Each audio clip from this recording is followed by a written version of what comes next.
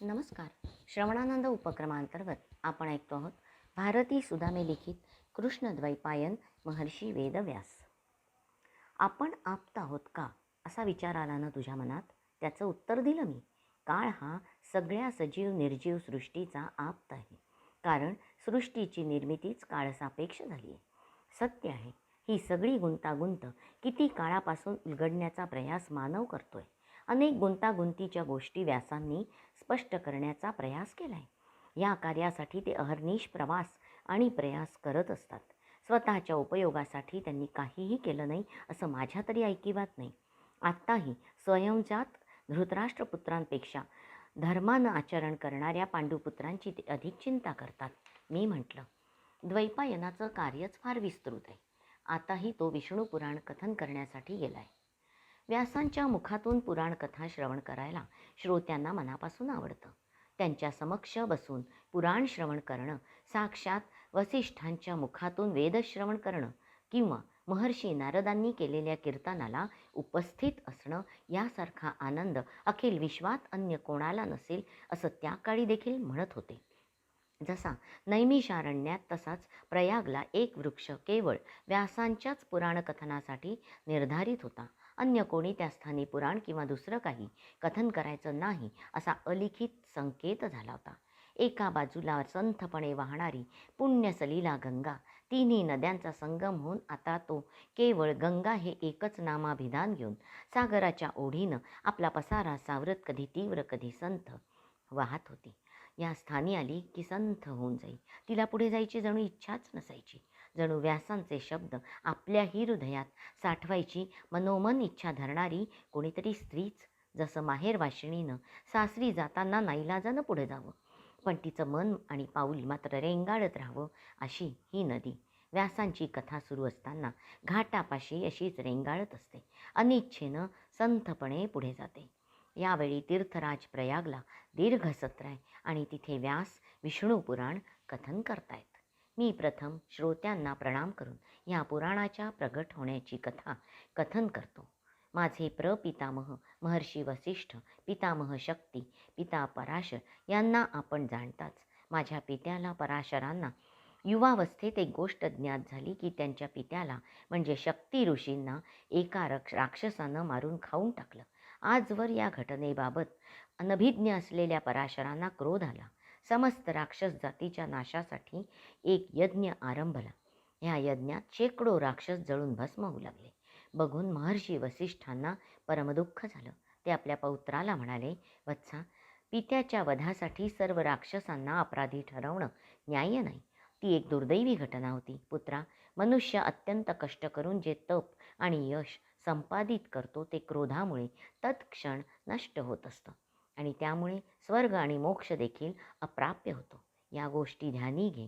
क्रोध सोडून दे आणि राक्षसांचा संहार थांबव. पराशरांनी पितामहांचा आदेश मान्य केला. राक्षस सत्र बंद केलं. महर्षी पुलस्त्य राक्षस वंशाचे पूर्वज आहे हे आपणाला ज्ञातच आहे. त्यांना पराशरांचा हा निर्णय ऐकून परमानंद झाला. ते तिथे आले, पराशरांना धन्यवाद दिले. त्यानंतर आशीर्वाद देऊन म्हणाले, तू एका पुराण संहितेची रचना करशील. ही गोष्ट मैत्रेय ऋषींना कळताच ते पराशरांना भेटले. त्यांनी यासंबंधी प्रश्न केला. त्यावरून पराशरांनी जे विष्णू पुराण त्यांना सांगोपांग कथन केलं ते मी तिथे असल्याने श्रवण केलं. ते जसंच्या तसं आता तुम्हाला कथन करतोय. व्यास क्षणभर विसावले. त्यांनी चौफेर दृष्टी फिरवली. श्रोतागण उत्सुकतेनं श्रवण करीत होता. आदर आणि श्रद्धा आणि आनंद यांचा सर्वांच्या मुखमुद्रा प्रफुल्लित दिसत होत्या. पुराणं वैष्णवं चैत सर्व किल्बिषनाशनं विशिष्टं सर्वशास्त्रेभ्य पुरुषार्थोपपादकं असं हे पुराण कथन करून पराशरांनी मैत्रेयांना म्हटलं होतं की हे सांगण्याचं तात्पर्य कसं की विष्णू पुराण हे सर्व पापांचा नाश करणारं असून सर्व शास्त्रांहून विशिष्ट पुरुषार्थ साध्य करून देणार आहे. कारण ब्रह्म, वायू, मत्स्य या तिन्ही पुराणांपेक्षा इतिहास व संस्कृती या दोन्ही दृष्टींनी यात महत्त्वपूर्ण सामग्री उपलब्ध झाली आहे. विष्णूच्या 4 विभूती कथन करताना ते म्हणाले, विष्णूची पहिली विभूती शेषावर शयन करते, दुसरी सृष्टीचं पालन करते, तिसरी अवतार घेऊन धर्मरक्षण करते आणि चौथी अधर्माचा असुरांचा नाश करते. या विभूतिमत्वामुळे आपण पुराण देवतांमध्ये भगवान विष्णूंची गणना करतो, त्याला परमात्म स्वरूप मानतो. हाच सृष्टीचा कर्ता धर्ता आहे असं म्हणतो. याचा अर्थ सूक्ष्म विचारांनी समजून घेणं आवश्यक आहे. विभूती म्हणजे काय तर ईश्वरांश, महान व्यक्तिमत्व. महान व्यक्तिमत्वाच्या अंगी अनेक महान गुण असतात, ते आपापल्या चरमस्थितीत असतात.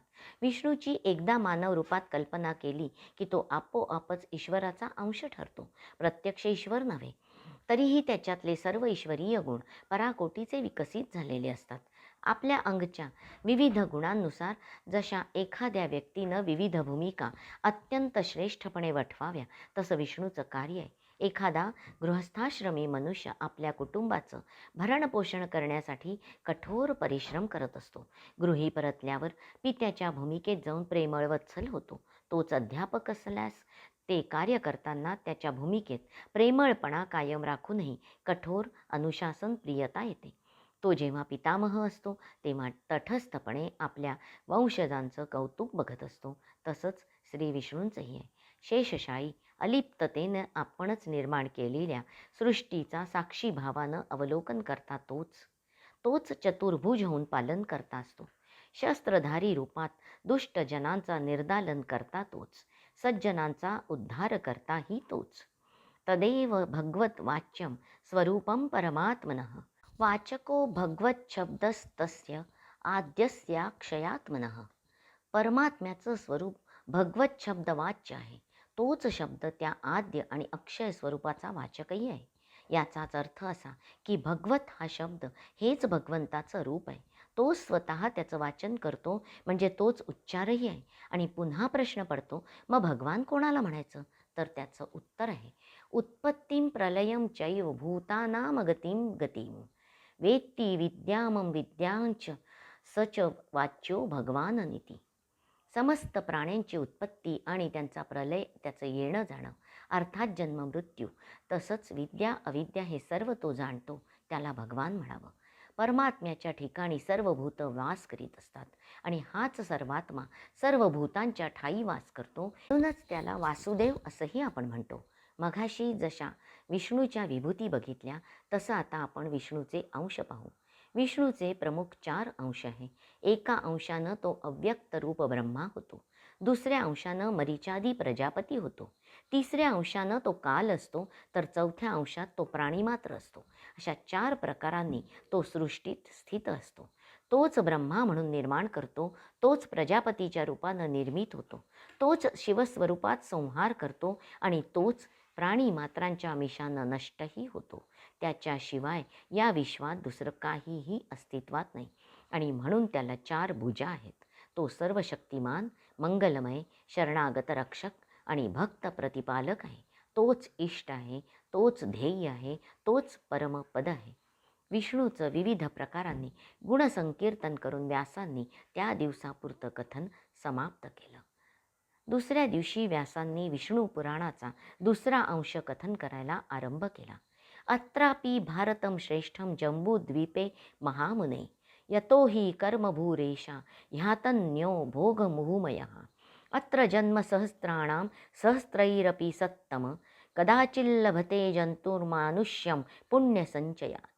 मैत्रेयांना पराशर म्हणाले होते, हे महामुने, जम्बूद्वीपात भारत श्रेष्ठ आहे, कारण ही मनुष्याची कर्मभूमी असून अन्य भूमी ह्या भोगभूमी आहेत. सहस्रावधी योनींमधून फिरून आल्यावर जर पुण्यसंचय असला तर ह्या देशात जीवाला मनुष्यजन्म प्राप्त होतो. नंतर पुराणाच्या तृतीय अंशातल्या मन्वंतर, वेद, विष्णूपूजनाचं फल, वर्णाश्रमांची कर्तव्य, श्राद्धविधी, संप्रदाय याविषयी सविस्तर कथन केलं. तत्पश्चात चतुर्थ अंशात आलेली सूर्यचंद्रग्रहणं, गंगावतरण या संबंधानं श्रोत्यांना अवगत केलं. व्यासांच्या या कथनात श्रोते पूर्णपणे रंगून गेले होते. दिवसामागून दिवस सरत होते. व्यासांचं पुराण कथन रंगत होतं. पुढे पुढे पुराणाचा विषय अधिकाधिक गहन होत चालला. असा विषय आला की व्यास कळकळीनं कथन करीत, सुलभ करून सांगण्याचा प्रयास करीत. आजचा विषय असाच गहन असला तरी प्रत्येकाच्या जिव्हाळ्याचा होता. व्यास तन्मय होऊन कथन करीत होते. ज्ञान म्हणजे नेमकं आहे तरी काय हे आपण समजावून घेऊ. ज्ञानाचे दोन प्रकार असतात. एक असतं शास्त्रजन्य ज्ञान, दुसरं विवेकजन्य ज्ञान. हे दोन प्रकार का पडले? तर ते ज्ञान ज्या स्रोतातून उत्पन्न झाले आहेत त्या स्रोतामुळे. शास्त्रजन्य ज्ञान हे शब्दब्रह्माचं ज्ञान असतं आणि विवेकजन्य ज्ञान हे परब्रह्माचं ज्ञान असतं.